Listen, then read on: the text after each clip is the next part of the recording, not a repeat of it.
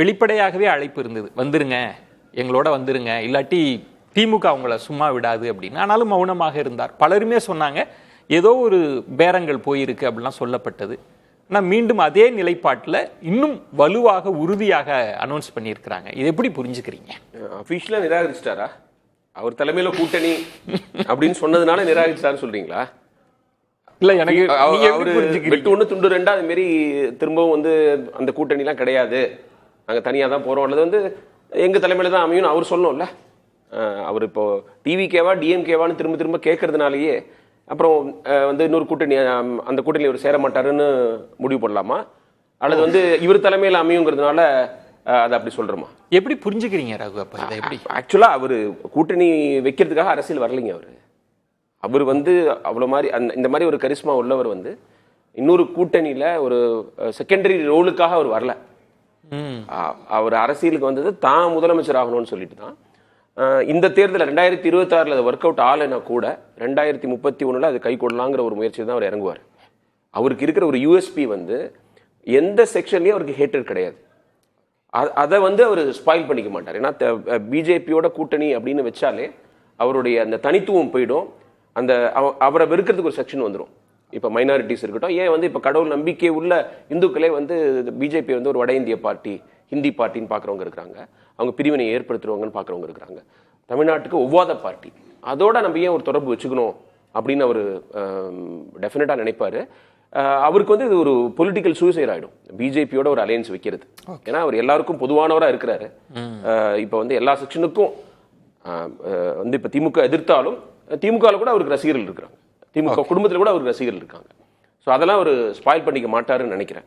அப்புறம் வந்து ஏடிஎம்கே மேலே ஒரு சாஃப்ட் கார்னர் இருக்கு. ஏடிஎம்கே ஊழலாம் பரவாயில்ல போல இருக்குது, எனக்கு தெரியல. அது அவங்க கட்சியில் ஊழலுக்காக ஜெயிலுக்கு போனாங்க, ஊழல் குற்றச்சாட்டுகளை அவங்க முன்னாள் மக்கள் நல்வாழ்வுத்துறை அமைச்சருக்கே அவர் மேலேயே இருக்குது, குட்கா ஊழல் இருக்குது, அப்புறம் அந்த வைத்திலிங்கம் வந்து ஊழல் பண்ணதெல்லாம் வந்து இடி அட்டாச் பண்ணாங்க, அதெல்லாம் பரவாயில்லன்னு நினைக்கிறேன். அந்த டிஎம்கே ஊழல் மட்டும்தான் அவருக்கு பிடிக்காது போல இருக்கு. பாஜக வேண்டாம், அதிமுக கிட்ட ஒரு சாஃப்ட் கார்னர். ஆனா இப்ப ஏடிஎம்கே வந்தாலும் கூட அவரால் ஒரு கூட்டணி வைக்க முடியுமான்னு தெரியல. இவர் தலைமையிலன்றாரு, முதல்வர் வேட்பாளர் தன்னை முன்னிறுத்தி தான் ஒரு கூட்டணி. ஏடிஎம்கே கொஞ்சம் நம்பிக்கை இல்லை, பட் அந்த அளவுக்கு நம்பிக்கை இல்லாம போயிடுவாங்களான்னு தோணுது. அவ்வளோ இறங்கி வருவாங்களா?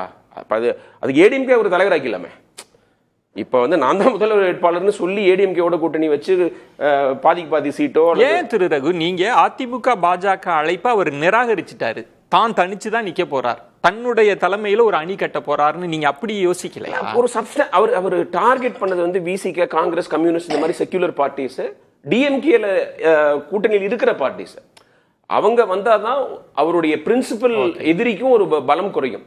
இப்ப காங்கிரஸோ அது விசிக்கோ அங்கேருந்து வந்துட்டாங்கன்னா அவங்களும் பி வீக்கெண்ட் இல்ல, தனக்கு பலம் வரதோட எதிரிக்கும் தன்னுடைய பிரைமரி ஆப்போனன்ட்டுக்கும் பலம் குறையுங்கிறதா அவருடைய கணக்கு. அது வந்து இது வரைக்கும் ஒர்க் அவுட் ஆகலையே, எந்த கட்சியும் வரா மாதிரி தெரியல. மேபி இந்த தினகரன் மாதிரி ஒரு சிறிய கட்சிகள் வரலாம், பட் அதெல்லாம் வந்து ஒரு பெரிய கூட்டணி, அது ஆட்சியை பிடிக்கிறதுக்கு வலுவான கூட்டணி அப்படிலாம் சொல்ல முடியாது. ஸோ அதனால வந்து அவர் இந்த ஏடிஎம்கே பிஜேபி கூட்டணிக்கு அவர் போக மாட்டாருன்னு தான் தோணுது. போக மாட்டாரு, யூஸே கிடையாது அவருக்கு. ஏன்னா ஆனா எல்லாருமே என்ன சொன்னாங்கன்னா, ரகு, கரூர் சம்பவத்திற்கு முன்பு பின்புன்னு பாருங்க, இந்த சம்பவத்துக்கு பிறகு அவருக்கு யதார்த்தம் புரிஞ்சிருச்சு, கட்டமைப்பு இல்லைன்னு தெரிஞ்சிருச்சு, அரசியல்ல எவ்வளவு நெருக்கடி வரும்னு எல்லாம் புரிஞ்சுக்கிட்டாரு, அதனால எங்கள்கிட்ட வருவாருன்னு சொன்னாங்களே.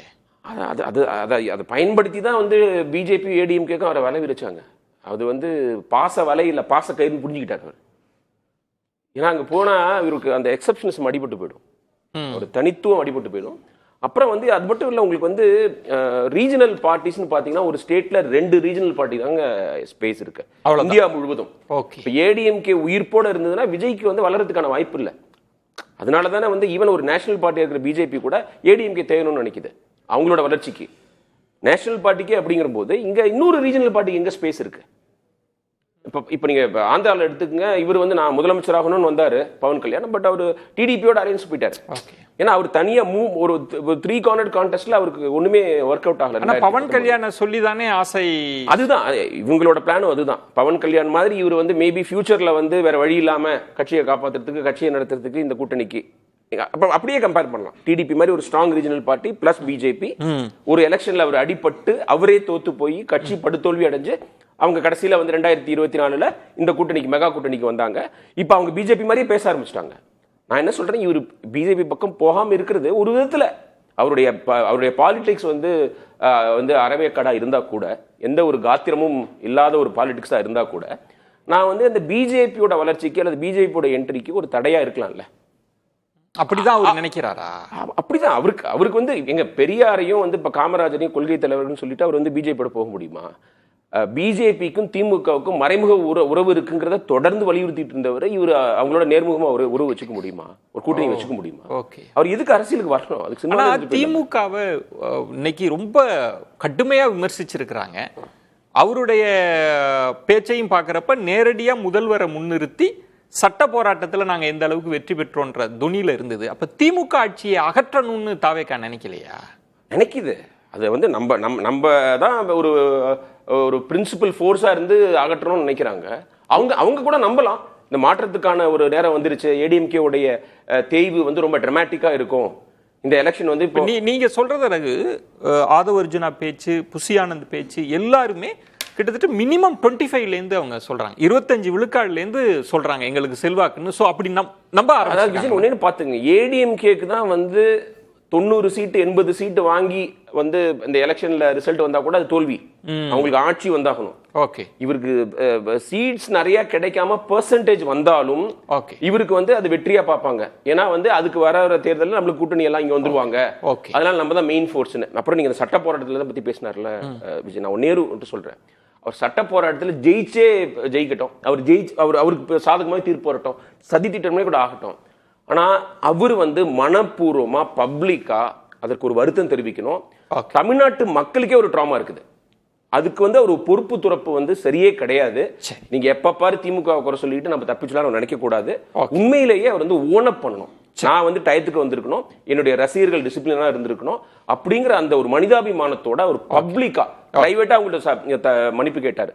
அந்த அவங்க உறவினர்களை இழந்து வாடும் அவங்க குடும்பத்தினரோட தமிழகமே ஒரு ட்ராமா அனுபவிச்சிருக்கு. அதுக்கு வந்து இவர் வந்து ஒரு மனப்பூர்வமான ஒரு சாரியை கேட்கணும். சேடா இருக்கிறத விட ஐ எம் சாரின்னு அவர் பப்ளிக்கா சொல்லணும். அது இன்னும் சொல்லவே இல்லை. எப்ப பாரு திமுக தான் அவர் குறை சொல்லிட்டு இருக்காரு. அவங்க தப்பே பண்ணி அப்படியே கூட ப்ரூவ் ஆகட்டுமேங்க. உங்களுக்கு பொறுப்பு இல்லையா?